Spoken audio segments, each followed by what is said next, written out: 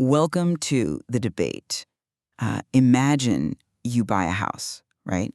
And you discover that the structural foundation is just completely compromised by a massive termite infestation. Yeah, total nightmare scenario. Exactly. It's a nightmare. But your immediate instinct is to fix it. I mean, you call an exterminator, you replace the rotting wooden beams, you pour new concrete, you reinforce the structure. Right, because you need the house. Right. You operate under this fundamental assumption that the house is worth saving because it provides shelter. But what happens if the termites actually own the deed to the house? Oh, wow. Yeah. What if the exterminator you hire is, on their payroll? And the local zoning board is actively passing regulations to prevent you from buying new lumber. Then it's not a house anymore. Exactly. Suddenly your house isn't providing shelter at all. It's just this hollow shell actively masking an inevitable collapse until it's far too late to stop it. Which is a terrifying concept. It really is. And today we are exploring a profound conceptual clash that gets right to the heart of that terror. We're looking at a theoretical dialogue between two vastly different historical perspectives embodied by Franklin D. Roosevelt and Vladimir Putin. Right. And they are confronting, one of the darkest, most difficult questions a civilization can face. How must society respond to extreme moral evil?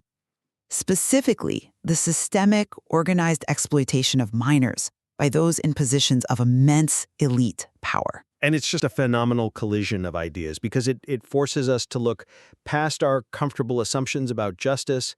It asks a really terrifying, mechanical question about power. It really does. So the central question we are unpacking today is this. When confronting unimaginably cruel crimes that are actively protected by networks of vast wealth and influence. The termites owning the deed? Right, the termites owning the deed. Must society rely on measured institutional law, or must it resort to absolute fear-inducing punishment? For our discussion, I am approaching this from the Rooseveltian or institutional perspective. Okay. The argument here is that true justice, no matter the crime, has to remain lawful, principled, and intensely focused on strengthening institutions to protect the vulnerable, rather than, devolving into vengeance. And I am looking at this through the opposing framework presented in the material, the Putin perspective. The argument here is that when the powerful essentially control the institutions themselves, while relying on conventional law isn't just naive, it is a fatal weakness. When the system is compromised, the only effective response is extreme, absolute punishment designed specifically to strike terror into potential offenders. Sure. We are talking about a crime that is a fundamental betrayal of humanity. It absolutely requires the harshest legal penalties available within our system. But, and this is the critical distinction, it's about how a society administers those penalties. Right, the mechanics of it. Exactly. Justice cannot cross the line into revenge. We have to rise above the crimes we condemn. Because the moment we abandon the rule of law to punish a monster, we open the door to systemic unpredictability. But unpredictability for who? Well, historically, who does a capricious justice system turn on? The vulnerable, always. If we abandon our principles the moment they're tested by extreme evil, then, they weren't principles at all. They were just suggestions. I hear that. But the problem with that idealism is that it completely ignores the mechanical reality of elite predation. The counter-framework strips away that high-minded philosophy to look at how power actually operates on the ground. Okay, explain that. Well, principles are completely meaningless if they just end up serving as a shield for criminals. I mean, the exceptionally wealthy and influential, they do not experience the justice system the way a guy who robs a convenience store does. Obviously not. Yeah. Right. They employ armies of attorneys, they leverage deep political connections, and they hide behind the very institutions designed to stop them. When crimes of this magnitude are protected at that level, conventional justice just becomes a cost of doing business. A cost of doing business. Exactly. You are trying to play a polite game of chess, while the other side is simply buying the board. And that demands a completely different paradigm, where punishment is public, decisive, and absolutely unforgettable. So you're talking about fear. Yes. You have to make the consequences so absolute that the sheer terror of those consequences outweighs any dark impulse they might harbor. I hear the frustration there. And I know exactly how unsatisfying the institutional approach sounds when you see a predator just, buy their way out of a trial. It's infuriating. It is. The primal urge is to just tear the system down. But the solution to organized elite crime isn't to abandon the system. We have to strengthen it through aggressive transparency, structural accountability, robust law enforcement. But how? Well, going back to our termite analogy, you don't burn down the house. Abandoning institutions because they've been infiltrated creates a far greater problem. I don't know if I agree with that. Hear me out. If you burn the house down to kill the termites, you just made the entire neighborhood homeless. Chaos doesn't hurt the elite. It hurts the vulnerable people we are theoretically trying to protect. Right, but I don't think you're factoring in the depth of the corruption in that scenario. Your analogy relies on a homeowner who actually wants to fix the house and has the power to do so. Fair point. What we are talking about in the material is a reality where the system itself is the problem. The perpetrators of these crimes don't just exist within the institutions. They fund them, they manage them, they oversee them. Yes, but Let's look at the actual mechanics of this. How exactly does transparency work when the mechanisms of transparency, the oversight committees, the internal investigators, the regulatory bodies, are appointed by the people who need to be investigated? it's difficult, but You are assuming a deeply corrupted institution is somehow safer than decisive extra-institutional action. it is safer. It is, because the institution still has rules that can be leveraged. But the rules are weaponized against the victims. I mean, if an elite predator can legally manipulate the framework to seal court documents or use civil litigation to bankrupt whistleblowers, Which happens, yes. all the time, and deploy non-disclosure agreements as this privatized shadow justice system to make victims disappear, your institution isn't a house with some rot. It is a fortress protecting the monster. Okay, I see. The law is actively functioning as the perimeter fence for the abuse. Okay, those are structural flaws, absolutely. But structural flaws can be legislated against. This is exactly what institutional reform looks like. Decades later, maybe. Well, we can rewrite the laws regarding non-disclosure agreements to categorically nullify them in cases of abuse. We can create specialized, independent prosecutorial bodies that have guaranteed funding. So the corrupt legislature can't touch them. Exactly, so they can't starve them out. We can build structural firewalls between the judicial appointment process and private wealth. We fix the flaws. But it's so slow. It's a grinding, difficult, decades-long process, yes. But let's look at the mechanics of your alternative for a second. If you bypass the law and you build a justice system outside of institutional bounds to achieve what feels like moral justice, It's not about feelings, it's about stopping it. but you are handing power to a select group of individuals to act as judge, jury, and executioner. And historically, that machinery always becomes an instrument of tyranny. I have to push back there. Is the goal to preserve the theoretical purity of a compromised institution, or is the goal the eradication of a catastrophic threat? It's both. They aren't mutually exclusive. I think they are in this context. Fairness across the board is a luxury we simply do not have when we are talking about the systematic exploitation of children. And this is exactly where the mechanics of fear come into play. Okay, Fear isn't a failure of justice here. I come at it from a different way. Fear is the engine of it. If the consequences aren't utterly extreme, the message fails. But deterrence theory, standard criminology, constantly preaches that the certainty of being caught is a greater deterrent than the severity of the punishment, right? Right. That's the baseline. But that logic completely falls apart at the highest echelons of society. How so? I mean, the psychology of deterrence doesn't fundamentally change just because someone has a larger bank account. It absolutely does. Because the asymmetry of risk changes the entire equation. When you have limitless resources, the certainty of being caught is functionally zero. They still get caught sometimes, very rarely. These aren't people calculating the odds of a police patrol driving by while they break into a car. They view themselves as untouchable. They do not care if the truth is known, as long as they know they can legally insulate themselves from the fallout. So you're saying the punishment has to outweigh the insulation. Exactly.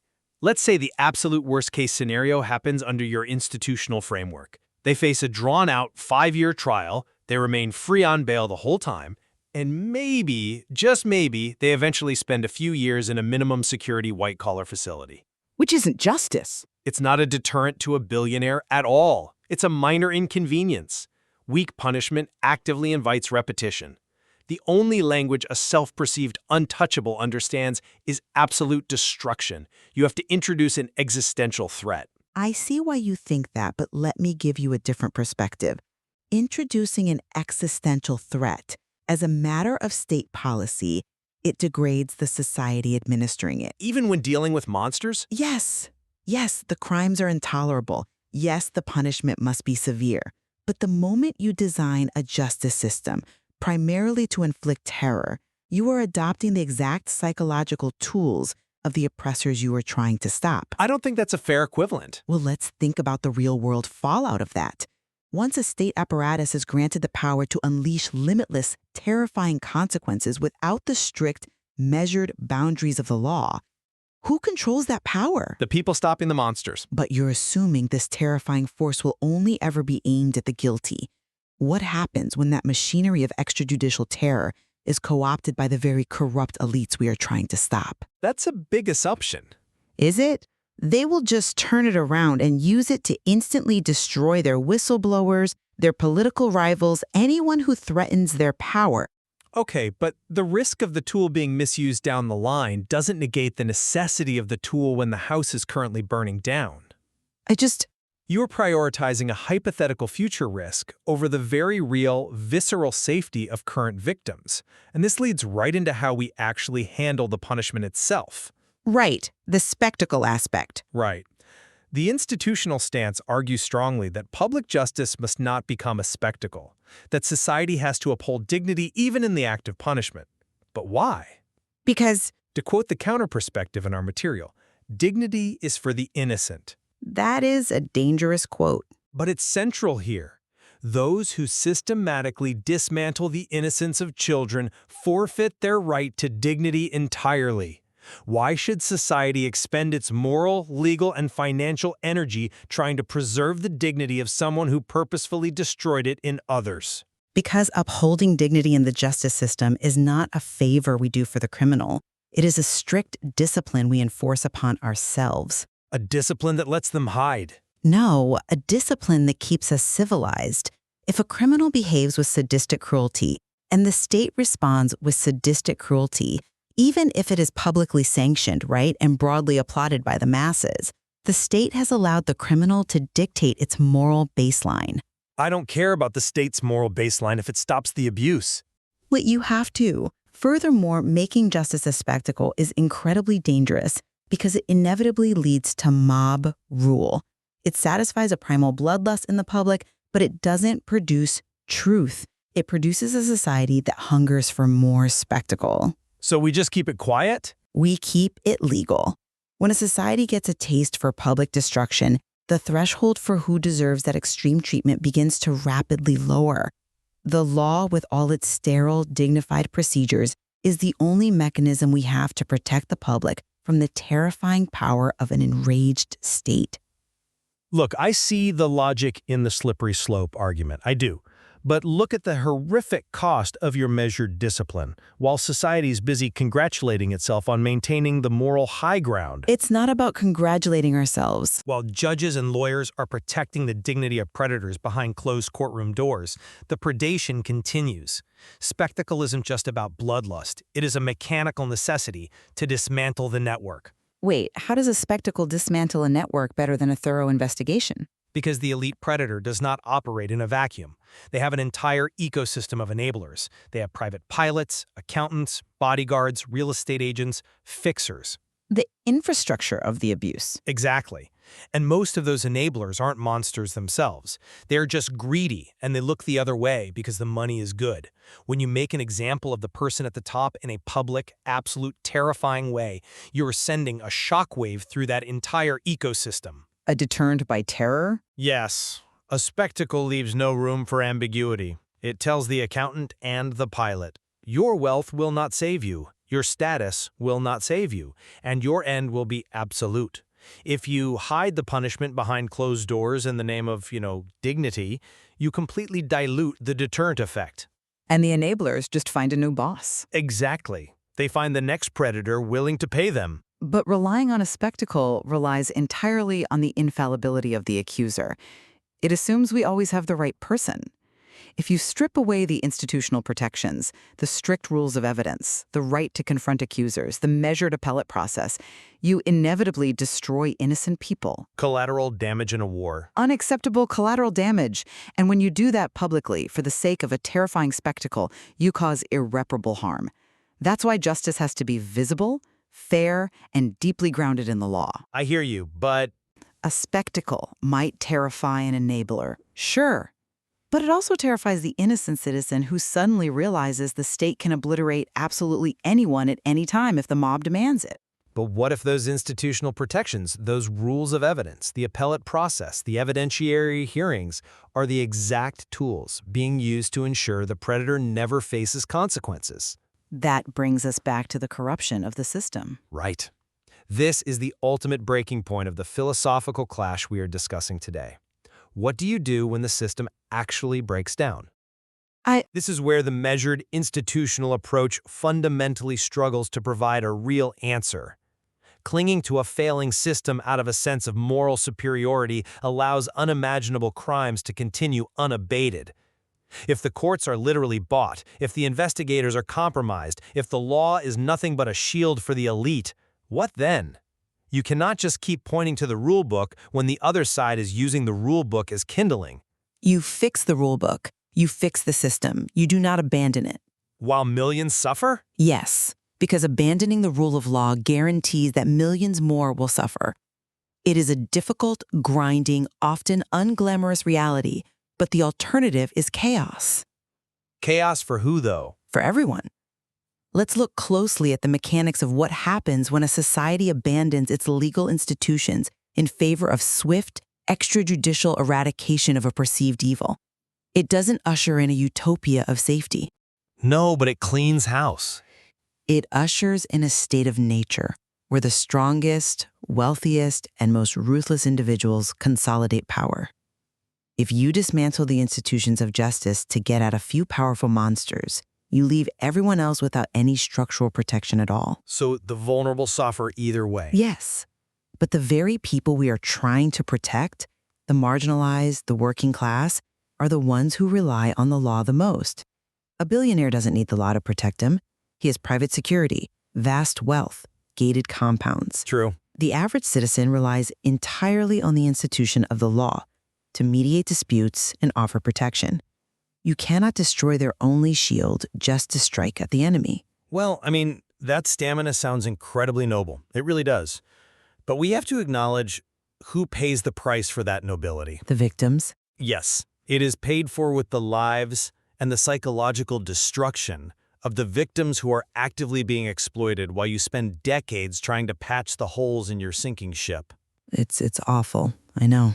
The scale and nature of this specific evil, the organized, systemic exploitation of minors, it does not grant us the luxury of time for institutional reform. It requires immediate, decisive eradication. When the criminals own the system fundamentally cannot be the solution. It's a profound and deeply unsettling tension. As we draw this debate to a close, let's step back and look at where these two powerful perspectives leave us. Yeah. The institutional view maintains that moral responsibility, lawful order, and unyielding institutional truth are the only sustainable ways to defeat evil. We have to punish the guilty with using the absolute limits of the law, but we must do so without becoming evil ourselves. Right. We fix the system, no matter how compromised it is, because the system, for all its glaring flaws, is the only enduring barrier between civilization and barbarism. And the opposing perspective, the one I've been arguing, contends that absolute deterrence, severe consequences, and fear are the only languages that protected, powerful predators truly understand. The mechanics of fear? Yes. You cannot reform a system that is actively designed to protect the people running it. Justice sometimes has to step outside of conventional, comfortable boundaries to become a decisive, terrifying force that permanently removes the threat and denies any dignity to those who have betrayed humanity. Yet, despite this massive chasm in the mechanics of how we apply justice, there is a striking point of convergence here. Absolutely. Both sides of this debate agree unequivocally on one fundamental truth. The exploitation of the vulnerable by the powerful is an unforgivable, intolerable betrayal of humanity. Unquestionably. Both recognize that this specific type of evil, which is hidden, organized, and shielded by wealth, demands an uncompromising response. The disagreement is not about the severity of the crime. It is entirely about the mechanics of the cure. Which forces a mirror onto our own society. It forces us to reflect on the deep complexity of designing a justice system in the real world. Yeah. How do you simultaneously maintain the highest moral principles of a society while effectively neutralizing actors who actively weaponize those very principles to their own advantage? It brings us right back to those termites in the foundation. When the people tasked with protecting the house are the ones eating the floorboards, do we meticulously engineer a new, stronger framework, trusting in the slow signs of law to eventually hold the line? Or do we realize that the rot is too deep and decide instead that we must become something more terrifying than the infestation itself to finally stop it? That is the immense burden a civilized society has to figure out. We will leave you, our listeners, to formulate your own conclusions on whether justice must remain measured or if it must become extreme to permanently stop the worst of crimes.